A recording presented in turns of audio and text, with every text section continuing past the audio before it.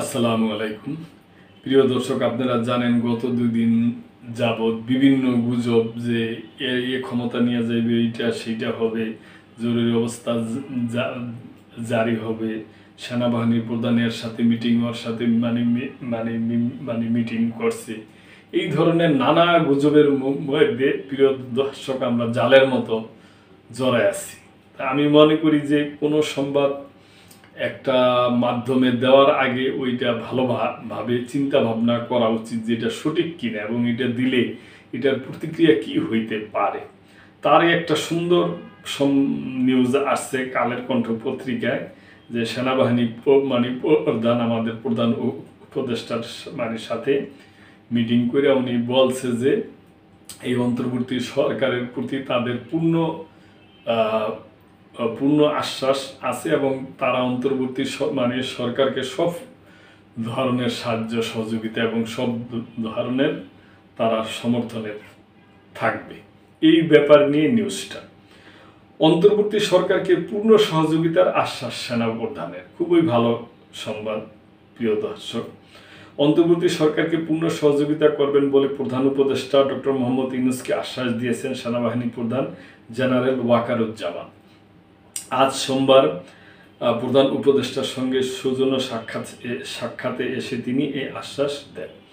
এ সময় প্রধান উপদেষ্টা বর্তমান পরিস্থিতিতে বেসামরিক প্রশাসনকে সহায়তায় সেনাবাহিনীর ভূমিকা নিয়ে আলোচনা করেন এবং আইন শৃঙ্খলা রক্ষায় তাদের অবদান অব্যাহত রাখার জন্য কৃতজ্ঞতা জানান।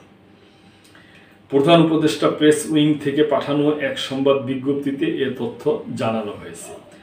আগামী জাতীয় নির্বাচনকে সামনে রেখে সেনাবাহিনীর এই ভূমিকা আরও সুসংগঠিত করার উপর জোর দেন প্রধান উপদেষ্টা। এর মধ্যে স্পষ্ট কমান্ড কাঠামো ও সব বাহিনীর মধ্যে ঘনিষ্ঠ সমন্বয় নিশ্চিত করার উপর তিনি গুরুত্ব আরোপ করেন। তিনি বলেন, আমি জাতির কাছে এমন একটি নির্বাচন উপহার দেওয়ার অঙ্গীকার করেছি যেখানে ভোটার উপস্থিতি, নতুন ও নারী ভোটারের অংশগ্রহণ, নিরাপত্তা ও সুরক্ষার বিষয়ে বৈশ্বিক আস্থা এবং গণতন্ত্র ও আইনের শাসনের উৎসবমুখর পরিবেশের দিক থেকে আলাদা করে দৃষ্টান্ত স্থাপন করবে। সেনাপ্রধান জেনারেল ওয়াকারুজ্জামান প্রধান উপদেষ্টাকে অন্তর্বর্তী সরকারের প্রতি পূর্ণ সহযোগিতার আশ্বাস দেন। একই সঙ্গে তিনি গুজবে মনোযোগ না দেওয়ার আহ্বান জানান। পুরো সেনাবাহিনী সরকারের সব উদ্যোগ ও কর্মসূচি সফল করতে প্রতিশ্রুতিবদ্ধ। খুবই ভালো সংবাদ প্রিয় দর্শক।